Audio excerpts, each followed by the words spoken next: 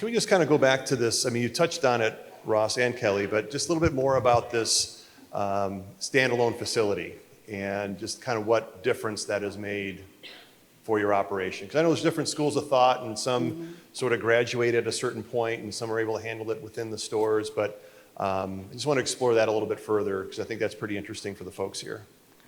For us, it was being able to get the automation along with our employees to have a consistent job, a consistent folding. Like the Foltex folds everything consistent.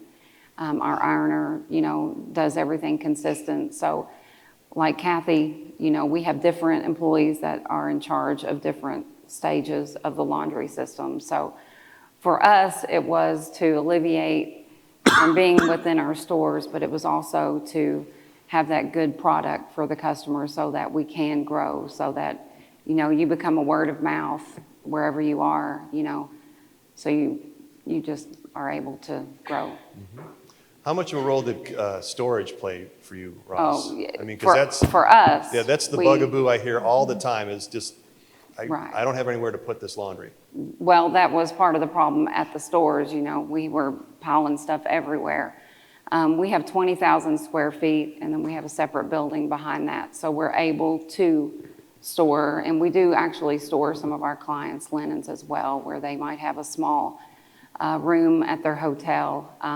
They just don't have the storage space. So it works well for us because they actually become dependent on us to where they're going to keep coming back if we provide that good product. Okay, storage, Ross, is that I think a factor? being in Los Angeles and our size of stores, I mean, when I started pickup and delivery, we were operating out of the laundry was 1,800 square feet, and I just happened to be lucky enough to take the little side after the fire that happened. So we had a little extra storage, but I mean, 1,800 square feet in a densely populated, that laundry is already pretty much operating at its full capacity by itself. So I think our store sizes and washer capacity is what pushed us to have to go private, probably sooner than we'd really need to otherwise. And then again, the consistency, I mean, a lot more can get mixed up, or when you're working with your customers too.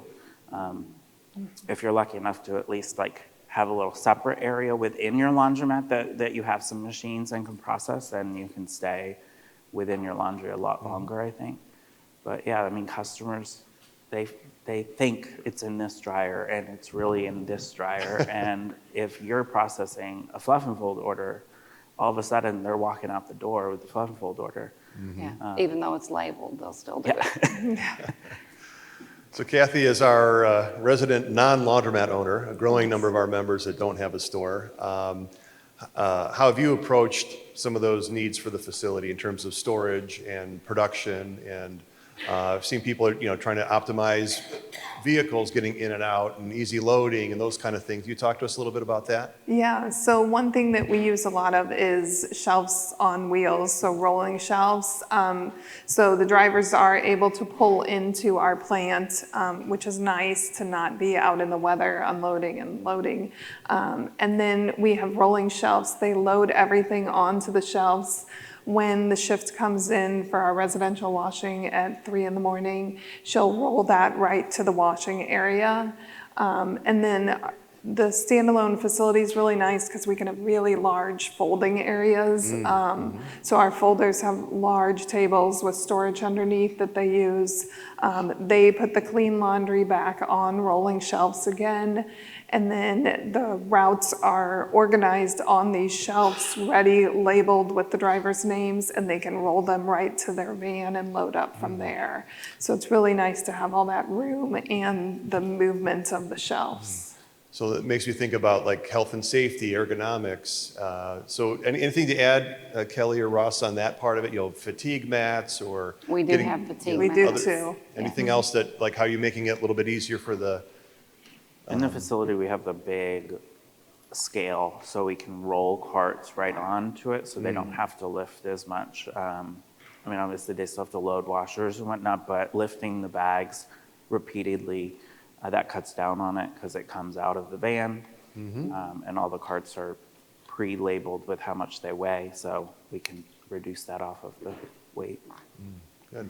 Any other thoughts on making it easier for your employees? If you are doing pickup, or excuse me, drop off in stores, when we built our first few stores, we didn't think about it, but the last ones we built, and since then we've remodeled our service desk, we lowered the actual service counter, so your customer's not picking up a big bag.